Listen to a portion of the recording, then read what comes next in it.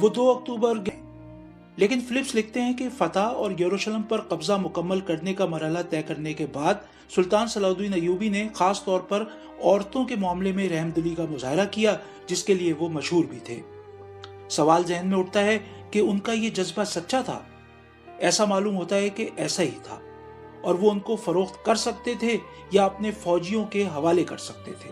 یروشلم کی فتح کے موقع پر سلطان صلاح الدین ایوبی نے ہر اس اندازے کو غلط ثابت کیا جو شاید ماضی میں اس شہر میں ہونے والے واقعات کی بنیاد پر قائم کیے گئے تھے، اور یہی وجہ ہے کہ اسی یورپ میں جہاں انہیں اپنے زمانے میں خون کا پیاسا اور شیطان کی اولاد کہا گیا تھا، وہاں 20ویں اور 21ویں صدی میں ہیرو کا درجہ بھی دیا گیا۔ یہ وہی یروشلم تھا جس کی سن 1099 میں فتح کے بعد صلیبیوں کی یروشلم میں داخلے کے موقع پر یہاں ہر طرف لاشیں تھیں، اور مرد، عورتیں اور بچے، کوئی فاتحین کی تلواروں سے محفوظ نہیں تھا۔ مصنف جسٹن ماروی کی کتاب کا نام ہے اسلامی سلطنتیں، 15 شہر جو ایک تہذیب کو بیان کرتے ہیں۔ انہوں نے اپنی اس کتاب میں یروشلم کے بارے میں چیپٹر میں مسیحی ذرائع کا حوالہ دیتے ہوئے صلیبیوں کی فتح کے بعد شہر کے مناظر بیان کیے ہیں۔ انہوں نے صلیبیوں کے رویے کی مثال کے طور پر ان کے ایک عہدیدار کا بیان یوں نقل کیا: زبردست مناظر تھے، ہمارے فوجیوں نے دشمنوں کے سر قلم کر دیے، کچھ کو زیادہ تکلیف دینے کے لیے آگ میں جھونکا گیا، گلیوں میں سروں، کٹے ہوئے پیروں اور ہاتھوں کے ڈھیر تھے۔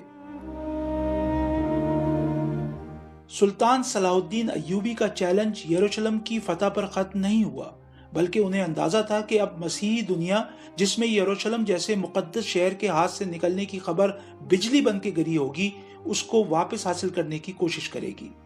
سن 1187 میں یروشلم کی فتح سے لے کر تیسری صلیبی جنگ میں اس کے کامیاب دفاع کا چیپٹر تقریباً 5 برسوں پر محیط ہے۔ وہ صلیبی جنگ جس میں مغربی یورپ کے بڑے بڑے بادشاہ خود شریک ہوئے، اور یورپ بھر سے لوگوں کو جنگ میں شرکت پر مائل کرنے کے لیے سلطان صلاح الدین ایوبی کی بدترین شبیہ پیش کی گئی۔ لیکن جنگ کے لیے آنے والے نہ صرف یروشلم حاصل کرنے میں ناکام رہے، بلکہ سلطان کی ایک مختلف تصویر لے کر واپس گئے، جو تمام پروپیگنڈے کے باوجود آج تک قائم ہے۔ مثال کے طور پر اسی اکتوبر میں ناروے میں سلاڈن ڈے، یوم صلاح الدین منایا جاتا ہے۔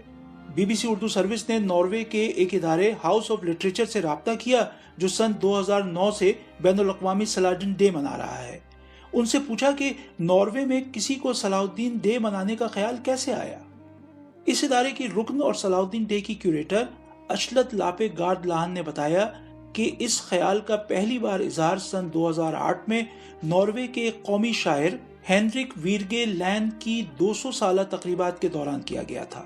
انہوں نے بتایا کہ ہینرک ویرگے لینڈ وہ شاعر تھے جنہوں نے ناروے کے آئین میں اس ترمیم کو متعارف کرانے میں اہم کردار ادا کیا تھا جس کے بعد یہودیوں کو اس ملک میں آنے کی اجازت ملی تھی۔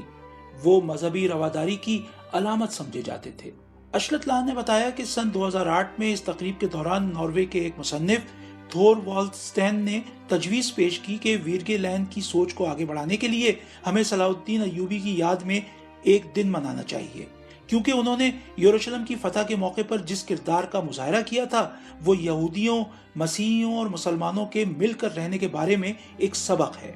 اشلت لاہن نے بتایا کہ ناروے کی طرح شاید یورپ میں بھی بہت کم لوگ صلاح الدین کے بارے میں جانتے ہیں، اور جو جانتے بھی ہیں وہ ان کا موازنہ صلیبی جنگوں کے یورپ میں hero Richard the line heart سے کرتے ہیں، اور ان کے خیال میں صلاح الدین ایک ولن ہیں۔ لیکن انہوں نے کہا کہ صلاح الدین ڈے کے ذریعے ہم یہ پیغام دینا چاہتے ہیں کہ ہر کہانی کے 2 رخ ہوتے ہیں۔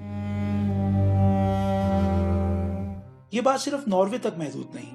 برطانیہ کی شاہی بحریہ نے پہلی جنگ عظیم کے دوران ایک جنگی جہاز کو HMS سلاڈن کا نام دیا، اور پھر سن 1959 اور 1994 کے درمیان برطانوی فوج نے سلاڈن کے نام سے ایک بختر بند گاڑی بھی بنائی۔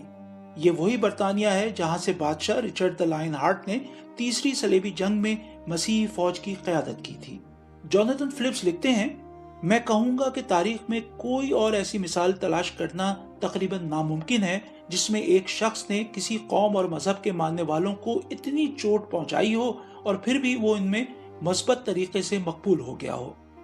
فلپس لکھتے ہیں کہ سلطان صلاح الدین ایوبی کی سلطنت کے شمالی افریقہ سے شروع ہو کر مقدس مقامات اور شام کو اپنے اندر سموتے ہوئے آج کے عراق میں دریائے دجلہ تک اپنی سرحدیں پھیلانے کے عمل میں حیران کن حد تک مختلف مذہبی، نسلی اور سیاسی پس منظر کے لوگ شامل تھے۔ ان کی کہانی خونی جنگوں سے بھری ہے، لیکن یہ جنگیں ہمیشہ ایک مذہب کی دوسرے مذہب سے لڑائی نہیں تھی۔ اس کہانی میں مسیحی مسیحیوں سے اور مسلمان مسلمانوں سے لڑتے ہوئے ملیں گے۔ اس میں مسلمان اور مسیحی مل کر دوسرے مسلمانوں اور مسیحیوں سے لڑتے ہوئے ملیں گے۔ اس کہانی میں لوگوں نے پارٹیاں بھی بدلی اور لڑائی نئے روپ میں جاری رہی۔ اس وقت بھی آج کی طرح کسی بھی معاملے میں زمینی صورتحال اس تصویر سے بہت مختلف اور الجھی ہوئی تھی جو کہ دور سے نظر آتی ہے۔ نسلی، سیاسی، اقتصادی اور ذاتی مفادات کی ایک کھچڑی تھی جو صرف مذہبی عقائد کی بنیاد پر نہیں پک رہی تھی۔ سن 1187 تک سلطان صلاح الدین کو یروشلم آزاد کروانے کے عزم کا اعادہ کرتے ایک دہائی گزر چکی تھی۔ اب ان کے پاس شام اور مصر اور جزیرہ کے علاقے کے وسائل کے ساتھ ایک وسیع سفارتی نیٹ ورک بھی تھا کہ وہ پوری توجہ اس مشن پر لگا سکے۔ فلپس لکھتے ہیں کہ مسلمان حکمرانوں اور سرداروں سے نمٹنے میں صلاح الدین کا اتنا وقت لگ گیا کہ لوگ کہنے لگے کہ وہ اپنا اصل مقصد بھول کر مسلمانوں سے ہی لڑتے رہتے ہیں۔ برسوں کے پروپیگنڈے کے بعد اب سلطان کے لیے فیصلہ کن وار کرنا ضروری ہو گیا تھا۔ اسی سال ایک مقامی مسیحی نواب رینلڈ نے ایک تجارتی کارواں پر حملہ کر کے امن معاہدے کی خلاف ورزی کی اور پھر قیدیوں کو واپس کرنے سے بھی انکار کر دیا۔ اب سلطان کے پاس حملہ کرنے کا جواز تھا اور انہوں نے اپنے اقتدار کی سب سے بڑی فوج جمع کی۔ ہر طرف ایوبی خاندان کے زرد پرچم لہرا رہے تھے۔ فلپس نے سلطان کے قریبی مورخ عماد الدین کے حوالے سے لکھا کہ ایسا لگتا تھا کہ جیسے زمین نے ایک نیا لباس پہن لیا ہو۔ صلاح الدین نے کہا کہ یہی وہ دن ہے جس کا وہ انتظار کر رہے تھے۔ فلپس نے مسلمان مورخ ابن الاسیر کا حوالہ دیا ہے کہ سلطان کے تبریہ پر حملے کا صرف ایک مقصد تھا کہ مسیحی فوج کو اپنی پوزیشن چھوڑنے پر مجبور کیا جائے، اور اس میں وہ کامیاب ہو گئے تھے۔ اس جنگ کو مارکہ حطین کے نام سے یاد کیا جاتا ہے۔ فلپس لکھتے ہیں کہ سلطان صلاح الدین کی مارکہ حطین میں کامیابی اور اس میں فرینکس کی فوج کی تباہی نے خطے میں طاقت کا توازن بدل دیا، لیکن یروشلم حاصل کرنے کے لیے ابھی مزید کام کرنے کی ضرورت تھی۔ اگلے 7 ہفتے انہوں نے سلطنت یروشلم میں کئی زبردست مہمات کی، جن میں سے کئی کی قیادت انہوں نے خود کی۔ اکا شہر 8 جولائی کو فتح ہوا اور کئی دہائیوں میں پہلی بار وہاں 10 جولائی سن 1187 کو جمعے کی نماز ادا کی گئی۔